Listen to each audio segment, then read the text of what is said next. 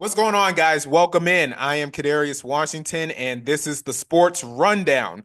Be sure to like, comment, subscribe, click that notification bell to be notified of when I post again, because half of the time I don't even know when I'm posting again. And also follow me on Twitter and on Blue Sky at CW Talk Sports. That's CWTALKS Sports. And as you see, I got my little Boston Celtic Letterman jacket on after they take care of those fraud Knicks last night. Having to remind them once again who run things around these parts. But enough about that. It's glad to have you in. We got a lot to get into as far as the world of sports is concerned. And I didn't really get to break down the national championship game on Monday night between Florida and Houston. So I'm going to go ahead and start with that as the Gators walk out of San Antonio as your 2025 national champions by the final score of 65-63 over the Houston Cougars. Now, listen, this really was a game where it was a tale of two halves. Like Houston in the first half, midway through the second half, well, early second half anyway, I thought it was going to be Houston's game. I mean, Walter Clayton was scoreless in the first half. Houston looked really, really good. They got their offense going, and I thought it was going to be Houston, but Florida. I mean, once again, being giant killers and making these big comebacks like they've been doing all season long. And really, if you look at it, it was more of a game where it was more of a Florida comeback than it was a Houston choke. Like I said, for Florida, I'm going to take a closer look at them. Walter Clayton, as I said, was scoreless in the first half, ended up scoring 11 points in the second half and was named your most outstanding player. Will Richard, I kind of wish I had him when I was previewing the game on Monday night. I wish I had him as a player to watch. He had a monster game in that one, had 18 points and 8 rebounds, shooting 5 for 10 from the field and 4 for 7 from three. And Alex Condon, who I said was going to have a better game after he didn't play well in their Final Four matchup against Auburn. He had 12 points and made the game-winning play for Florida, but a little more on that later. But nevertheless, Florida, like I said on my Twitter, they have been giant killers as they've been all season long, mounting up all of these comeback wins against these big teams. And of course, they are indeed your 2025 national champions, their first championship since going back to back in the Billy Donovan era in 2006 and 2007. And as far as Houston is concerned, I mean, my goodness, you have to feel sick for Kevin Sampson and the Houston team. I mean, like I said, they were up by 10. I mean, up by 12, excuse me, up by as much as 12 in the game. And then, of course, we all know what happened. Florida got hot and went on a run there. And then the last play of the game, they couldn't even manage to get a shot off. Emmanuel Sharp from Houston tried to get off a three. And then, of course, Alex Condon pretty much jumped at him and took that shot away. And then Sharp jumped up and ended up dropping the ball. And credit Sharp for knowing the rules, because if he had picked up that ball again, he would have gotten called for a travel anyway. So he tried to guard the ball, and then Alex Condon fell on it, and then clock hit zeros, buzzer sounds, confetti drops, Florida wins. And now listen, another thing about this game, the officiating in the second half of this game was absolutely disgusting. I mean, my goodness, it was a disgrace. There were only 4 fouls called in the first half of the game, and I said, okay, the refs are letting them play, championship setting, it's physical, as it should be. In the second half, the referees called 26 fouls. 26 second half fouls. I mean, that is an absolute joke. And not only that, but I saw in one of the game logs that 11 of 12 fouls were called on Houston in a 9-minute span. I mean, that is bad officiating right there. I mean, my goodness. I mean, we have these things in sports where a great game is marred by bad officiating. I mean, thankfully, this wasn't really a game where the referees ultimately decided the outcome of the game. But my goodness, you could think that the refs could have swallowed their whistle and let the players play. I mean, this is the last game of the season, for crying out loud. We're crowning a national championship, and of course, the refs had to make their output in this game. And that was just a poor job there as far as the officiating is concerned. And like I said, for Kelvin Sampson, you gotta feel sick for him. I mean, he's been doing this coaching thing for what, 40 years now, and people are saying that this was his only good shot at a title. I mean, personally, I don't think so, because there have been instances in the past, well, in the last few years anyway, where disaster struck for a team in the tournament, and the next year they make a big run. Going back to 2016, my North Carolina Tar Heels lost on that Chris Jenkins buzzer beater against Villanova, and then the very next year, North Carolina wins the national championship. In 2018, remember, UVA was the number one overall seed in the tournament, and they lost to UMBC in the first round, becoming the first one seed to ever lose to a 16 seed. And the very next year, they win the national championship. And then in 2023, you've got Purdue, who's a one seed, losing to a six seed, Fairleigh Dickinson. That's the second time that's happened. And then the very next year, they go to the national championship game, albeit they lose to UConn. So I really don't think that this is Kelvin Sampson's last shot at a national championship. I mean, Houston's a really good team. Those Houston teams are really, really good. I mean, it's a team that's known for their defense. Don't get me wrong. Not really a lot of offense to boot. But I really think that Kelvin Sampson and this Houston team is going to be back. And listen, they're going to be due for a championship. There are a few teams on the men's side, a few coaches really on the men's side who are due for a championship. I think Kelvin Sampson's one of them, and he's going to break through before we know it. And as far as the men's Final Four, I mean, this was an all-time great men's Final Four. All three of the games, the two semifinals and the championship game, all three of them were competitive. They had drama. They came down to the wire. And of course, you had a comeback win in all three of the games. And unlike the women's tournament, where unfortunately all three of those games were blowouts on that side, you had UConn blowing out UCLA, South Carolina blowing out Texas, and then ultimately UConn blowing out South Carolina. And I recapped those games on the women's basketball rundown, so go check those out on my YouTube page if you have not done so already.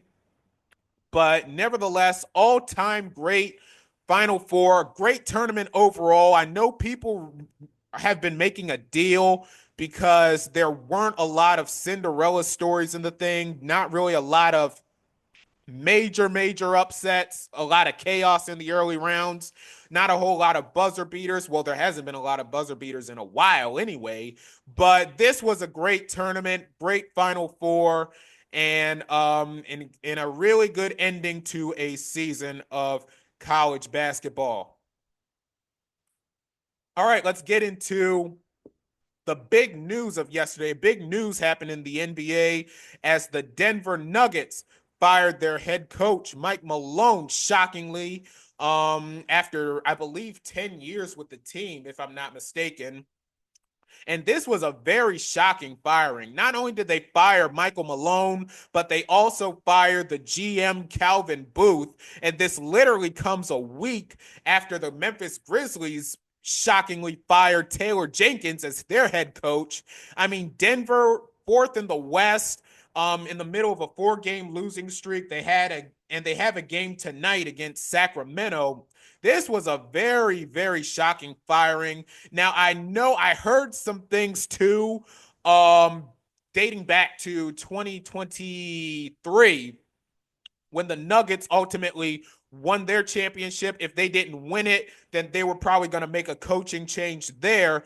But I mean, this is very shocking for the Nuggets. They're cleaning house here. And I saw something today where the only coaches in this decade who are still with their teams after winning a title, of course, Joe Mazzulla, who won it for my Celtics, and of course, Steve Kerr. But man, the NBA, they've been getting a lot of headlines, a lot of news about of course, the head coaching firing and news period. So the NBA, I mean, they've been making a lot of headlines and very, very much needed. And speaking of headlines, we have a monster NBA game tonight. 2 months ago, the NBA world was turned on its head when Shams Charania of ESPN reported in the wee hours of the Sunday morning before the Super Bowl, Sunday morning of Super Bowl week, that the Dallas Mavericks were trading Luka Doncic, Markieff Morris, Maxi Kleber to the Los Angeles Lakers for Anthony Davis, Max Christie, and a 2029 first round pick. And now, for the first time since that trade, tonight, the Los Angeles Lakers are taking on the Mavericks in Dallas. Luka Doncic making his first return to Dallas. Well, making his return, rather. I don't know why I said first return, but Luka Doncic makes his return to Dallas for the first time since that massive trade went down. And I saw a report that a tribute video is planned and they have thank you shirts in the arena for the fans. But listen, folks, the atmosphere in that arena is going to be absolutely crazy. This is a game where I believe well, obviously, yeah, there's playoff implications as far as LA is concerned, and of course, you got Dallas in a play-in situation, but this is going to be a monster game tonight. I mean, I am going to be so excited to see this thing and how the fans react because they've been they've been crazy ever since the trade broke down and of course the fire Nico chants and all of the funeral and mourning stuff. But tonight, oh my goodness, this is going to be an absolutely crazy, phenomenal game in the NBA. All right, so the Masters, just like in the men's sports, in the men's college basketball, we go from college basketball to the Masters, and the Masters, of course, tees off tomorrow. And I got a few names here that I have my eye on. Of course, you got Scotty Scheffler, um, the reigning champion, won two of the last three Masters, and of course, winning the Olympic gold medal last year. You have Xander Schauffele, who I have my eye on, winning the PGA Championship and the Open Championship on last season. And another player who I have my eye on, who I think who I think will be in the mix as far as the weekend is concerned, is Colin Morikawa. Of course, finishing third last year in the Masters, hasn't won a title, hasn't won a major rather since the 2021 Open Championship. But the player who I have my eye on the most is Rory McIlroy. I mean, Rory, just a few weeks ago, winning the TPC, of course, being in the mix for a couple of majors last year, coming close rather. Listen, folks, Rory is way overdue for a major title. And of course, we know the Masters is the one major that Rory hasn't won. And so if he wins this one, he will be I believe, the sixth player to win all four majors. I mean, I really think he is really overdue for a major title. And I think he has a lot of momentum ever since that win at the TPC. So I'm definitely going to have my eye on Rory as we prepare to tee off at Augusta National on tomorrow. All right, let me get into some of the a couple of NFL. Well, let me get to this first. Are we sure the Steelers know what they're doing for a quarterback? I mean, are we sure we know what the Steelers' plan is? I mean, of course, we got Aaron Rodgers. Of course, still awaiting a deal, and from what I heard, talks are going pretty well between the two of them. But we don't really have a decision yet, and probably as expected, because as we know, Aaron Rodgers has to always make things about himself. And of course, we're hearing about Jackson Dart out of Ole Miss, him possibly being a contender for the Steelers position as far as the draft is concerned. And then we get news about Shador Sanders visiting the Steelers. Now, listen, the Steelers right now pick 21st in the draft. I mean, I mean, Shador Sanders, I really don't think is going to fall that low. There's a better chance from a draft situation they end up with Jackson Dart than Shador Sanders. And of course, the Aaron Rodgers situation, because the only quarterbacks now on Pittsburgh's roster, Mason Rudolph and Skylar Thompson. But I'm interested to see what happens with this Pittsburgh quarterback situation as they are still looking for an answer there. I mean, they have not really had consistent quarterback play since Ben retired. So, I mean, the Steelers, I mean, unlike other teams, really, because other teams, when they go quarterback after quarterback after quarterback after quarterback, we see them usually losing. I mean, Pittsburgh, I mean, they just win their 9 games and then go out. So go out in the playoffs. So we're not really talking about how many quarterbacks have run through that program. I mean, after last year with Russell Wilson and Justin Fields, and then the years before that with Kenny Pickett and of course Mason Rudolph, Duck Hodges, and what have you. I mean, the Pittsburgh Steelers quarterback situation has been a very underrated topic over the last couple of years, but I'm interested in seeing that. All right. And so, as far as the draft is concerned, of course, that's banging at the door. We've got Tennessee with the first pick, and then Cleveland at number two, and then the Giants, Patriots, and Jaguars round out the top five as far as that's concerned. And of course, we've been hearing names like Cam Ward out of Miami, and then Abdul Carter out of Penn State, and then Shador and Travis, the Heisman winner. But if you look at this thing, I mean, at first we hear about Abdul Carter going number one overall, and then we hear about Cam Ward, and now getting some smoke about Shador Sanders. But I think personally, because Tennessee, however way you split it, they need a quarterback. Cleveland needs a quarterback, and the Giants need a quarterback. So I really think that I can really see Cam Ward ending up being the number one overall pick. And I can see Shador.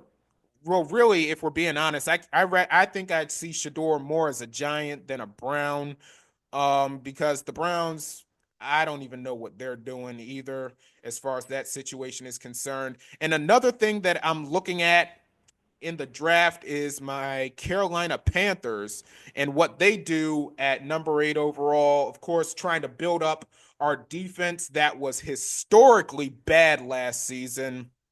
So I think because I've been hearing a lot of smoke about Mason Graham, the defensive lineman out of Michigan, being the favorite for us at number 8 overall. And I would really love to see that move too. But I really like to see what Carolina does as far as a defensive standpoint is concerned in the NFL draft.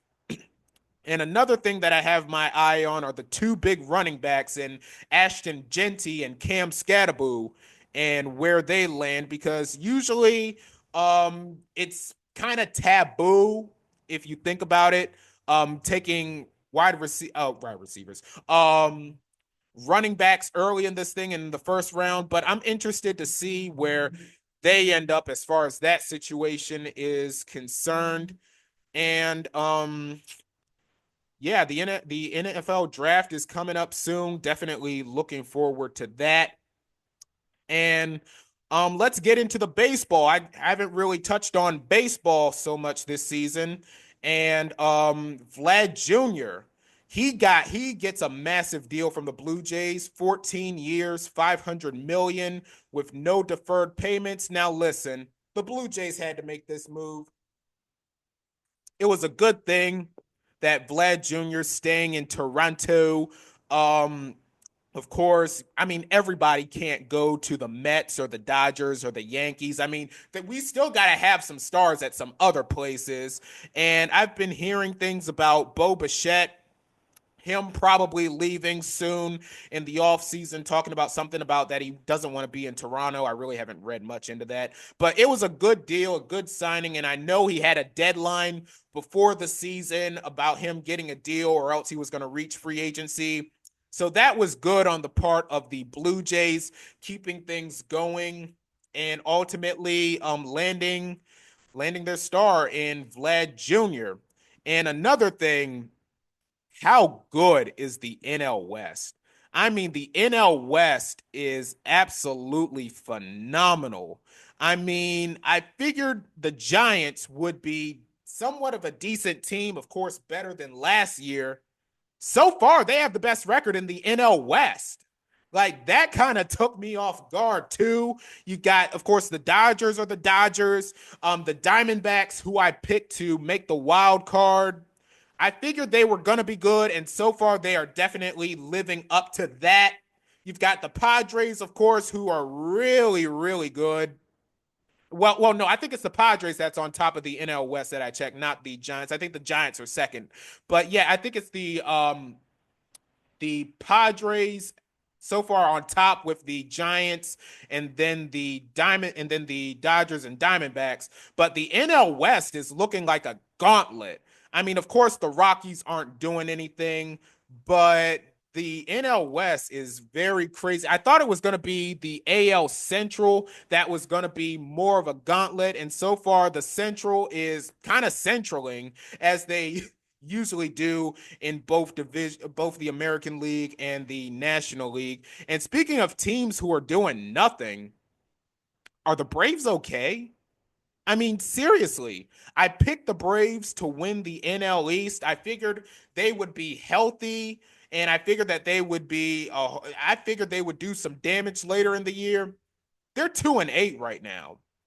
Whenever the Nationals and the Marlins are 2 games better than you, you've got an issue on your hands. Now, listen, I'm a Nationals fan. I'm not complaining. And by the way, how about my Nationals last night? Absolutely bombing the Dodgers. James Wood being our absolutely phenomenal bat over there as far as Washington is concerned. But the Braves, I mean, I was not expecting this. Now, listen, baseball, I mean, it's a long sport, long season. Like things can turn around just like that. They can go on a run. But the Braves, I mean, they got to get things together. And speaking of baseball being weird and kooky and all of that, the Angels are 7-3 on top of the AL West. I mean, wow.